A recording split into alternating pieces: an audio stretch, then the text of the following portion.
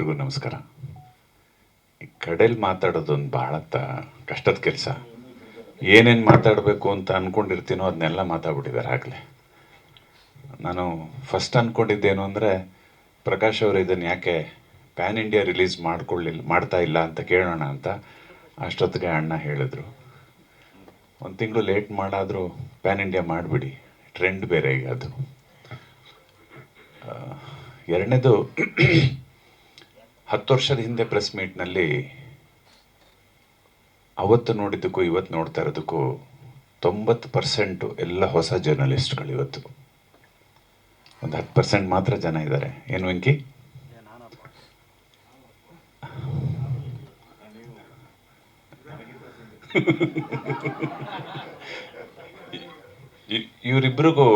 ಇವರಿಬ್ರಿಗೂ ವಯಸ್ಸೇ ಆಗಲ್ಲ ಸರ್.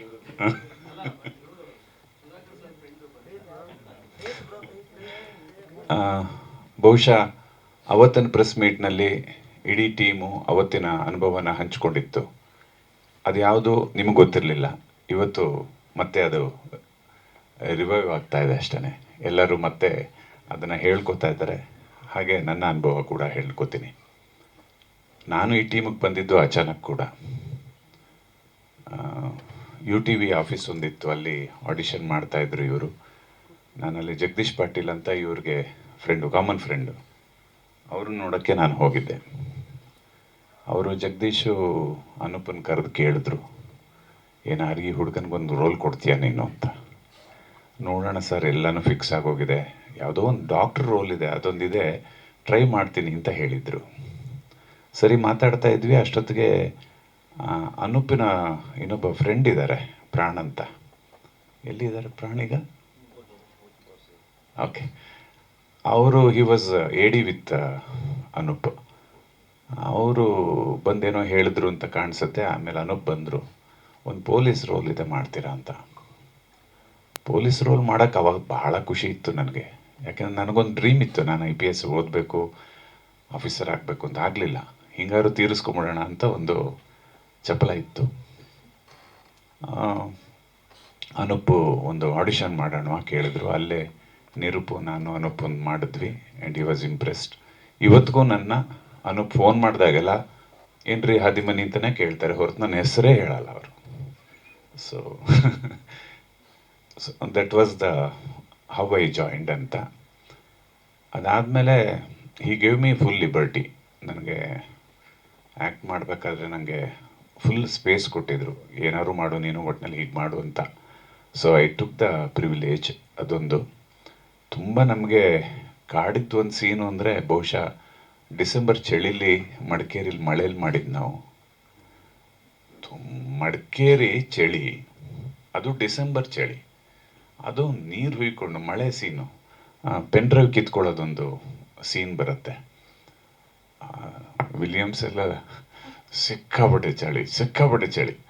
ಆ ತಣ್ಣೀರಲ್ಲಿ ಮೇಲಿಂದ ನೀರು ಬೀಳ್ತಾ ಇದೆ, ಗಡಗಡ ಅಂತ ದವಡೆ ಹೊಡ್ಕೋತಾ ಇತ್ತು.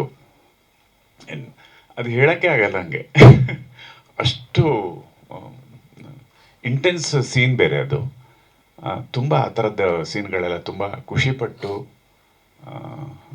ಇದು ಸುಧಾಕರ್ ಭಂಡಾರಿ ಸರ್ ಹೇಳ್ದಂಗೆ ಇದನ್ನು ಪ್ಯಾಷನ್ ಆಗಿ ಎಲ್ಲರೂ ಮಾಡಿದ್ದೀವಿ ನಾವು. ಯಾರು ಇದನ್ನು ಒಂದು ಸಿನಿಮಾ ನಾವು ಆ್ಯಕ್ಟ್ ಮಾಡೋಕ್ಕೆ ಬಂದಿದ್ದೀವಿ ಅಂತ ಅಂದ್ಕೊಂಡು ಮಾಡಲೇ ಇಲ್ಲ ನಾವು. ಇಟ್ ವಾಸ್ ಆಲ್ ಏನೋ ಒಂಥರ ಹುಮ್ಮಸ್ಸು. ಎಷ್ಟೊತ್ತು ನೈಟ್ ಆದರೂ ನಮಗೆ ನೈಟ್ ಕಾಲ್ ಶೀಟು ಅಂತಲೂ ಏನೂ ಅನ್ನಿಸ್ತಿರ್ಲಿಲ್ಲ ನಮಗೆ. We were so enthusiastic at that time. ತುಂಬ ಚೆನ್ನಾಗಿತ್ತು ನಮ್ಮ ದಿನಗಳು. ಇವತ್ತಿಗೂ ಬಹಳಷ್ಟು ಜನ ಕೇಳ್ತಾರೆ, ರಂಗಿತರಂಗದಲ್ಲಿ ನೀವು ಮಾಡಿದ್ರಲ್ವಾ ಅಂತ. ಎಷ್ಟೋ ಜನ ಇನ್ನೂ ನೋಡೇ ಇಲ್ಲ ರಂಗಿತರಂಗನ. ಅದು ಸನ್ ನೆಕ್ಸ್ಟಲ್ಲಿದೆ ಅಂತ ನೋಡೇ ಇಲ್ಲ. ಇನ್ನು ಯೂಟ್ಯೂಬಲ್ಲೆಲ್ಲ ಹಿಂದಿ ವರ್ಷನ್ ಇದೆ, ಕೆಲವ್ದು ಅದು ನೋಡಿದ್ದಾರೆ. ಬಟ್ ಒರಿಜಿನಲ್ ಕನ್ನಡ ಎಷ್ಟೋ ಜನ ನೋಡಿಲ್ಲ. ರಿಲೀಸ್ ಮಾಡ್ತಾ ಇರೋದ್ರಿಂದ ಬಹುಶಃ ಸಾಯಿ ಸರ್ ಹೇಳ್ದಂಗೆ ಮತ್ತೆ ನಮ್ಮದು ಇನ್ನೊಂದು ಸ್ವಲ್ಪ ರಿವೈಂಡ್ ಆಗುತ್ತೆ. ಮತ್ತು ಇನ್ನೊಂದು ಸ್ವಲ್ಪ ಹೊಸಬ್ರು ಡೈರೆಕ್ಟ್ರುಗಳು ಅವ್ರು ಇವರೆಲ್ಲ ನೋಡಿ ಎಲ್ಲ ಮತ್ತೆ ನನ್ನ ಪೊಲೀಸ್ ಪತ್ರ ಕರಿಬೋದು. ಅದೇ ಹೆದರಿಕೆ ಕೂಡ.